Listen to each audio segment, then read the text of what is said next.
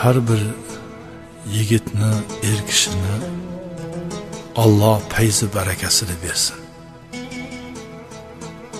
Lekin fayzu baraka xonadonimizni bekasi bo'lgan, bolalarimizni mehribon onasi bo'lgan, o'zimizni umr yo'ldoshimiz bo'lgan ayolimizga juda katta bog'liq.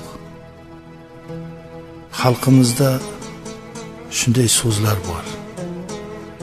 Erni er qiladigan xotin, qaro yer qiladigan ham xotin. Albatta bu maqolni zamirida juda katta haqiqat yotadi.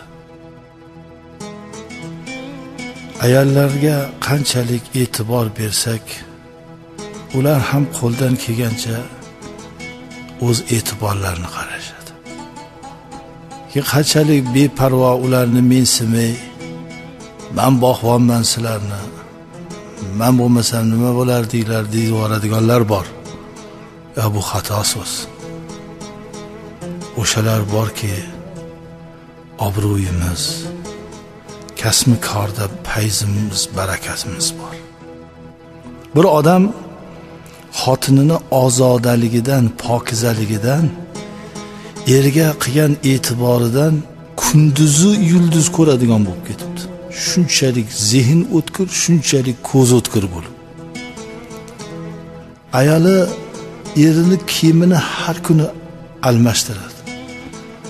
Bir kosaga ovqat suzadigan bo'lsa 7 marotaba yuvib, e'tibor, pokiza, piyolalar, chinilar, bozordan olib kelingan narsalarni nihoyatda toza e'tiborlik bilan qarab, yotadigan o'rinlar toza pokiza bo'lganligidan inson qanchalik pokiza sharoitda tursa, pokiza narsalarni tanovvul qilsa, dili ravshanlashadi, aql ziyraklashadi, ko'z o'tkirlashadi, ko'cha-ko'ydagi kasb-kor barakat topadi.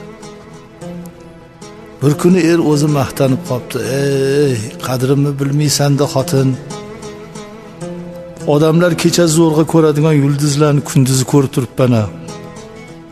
Sen har qancha shundoq ering borligidan faxrlansang bo'ladi. Deganda xotinlar aytdiki, er, bu meni xizmatim. Sizga qilayotgan e'tiborim, hurmatim. Bor, bunga o'zi Xudo menga shunaqa yuqtirgan, Xudo bergan bu fazilatni.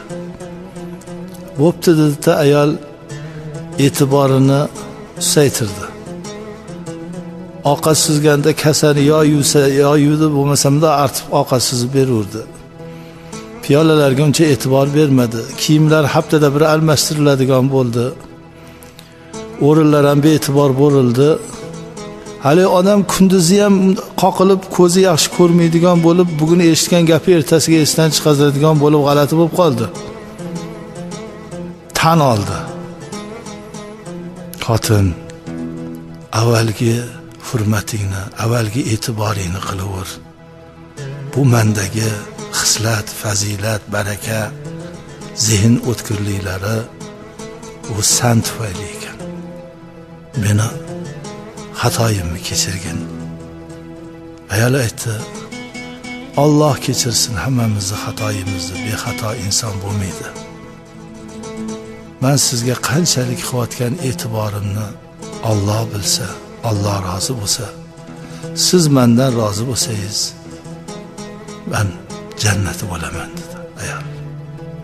Iloyim har kimga ana shunday umr yo'ldoshlarini Alloh ato etsin. Qo'shgani bilan qo'sha qarib, baxtli saodatli bo'lsin.